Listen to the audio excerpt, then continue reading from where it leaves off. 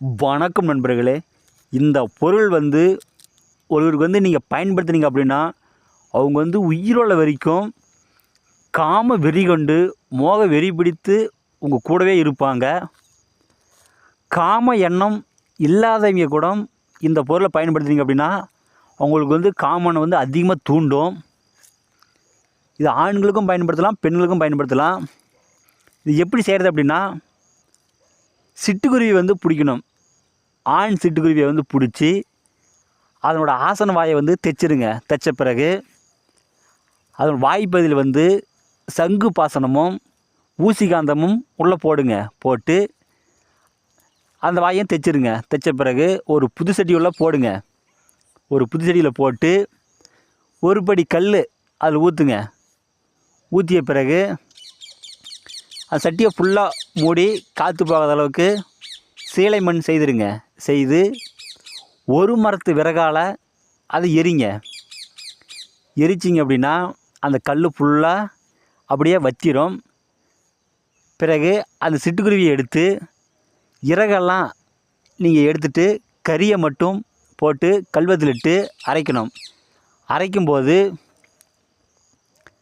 ஆடையொட்டி வேறு, தொட்டால் சுருங்கி வேறு, தொட்டால் வாடி வேறு, ஐவிரலி வேறு, கரிசலாங்கண்ணி வேறு இதெல்லாம் சேர்த்து அரைங்க.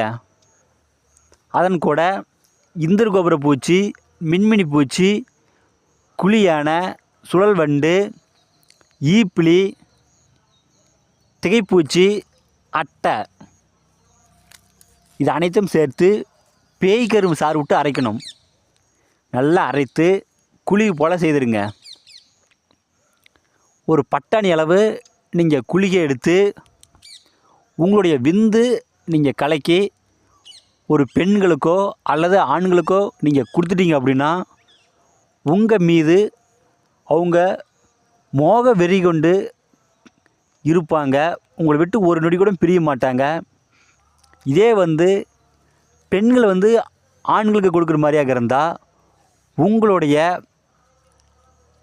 தீட்டில் நீங்கள் அதை நினச்சி கொடுத்தீங்க அப்படின்னா உங்களை விட்டு ஒரு நொடி கூட பிரிய மாட்டாங்க. காமனை அவங்களுக்கு எப்பொழுதுமே அதிகமாக தூண்டிக்கிட்டே இருக்கும். இதை யாரும் தவறான நோக்கத்துக்கு பயன்படுத்தாதீங்க, நல்ல நோக்கத்துக்கு பயன்படுத்துங்க. மாந்திரீகத்தில் உங்களுக்கு எந்த டவுட் இருந்தாலும் சரி எனக்கு ஃபோன் பண்ணி கேளுங்க. கண்டிப்பாக நான் சொல்கிறேன். மாந்திரீக பயிற்சி அடுத்த மாதம் நடைபெறும். ஏதாச்சும் டவுட்டுன்னு ஃபோன் பண்ணி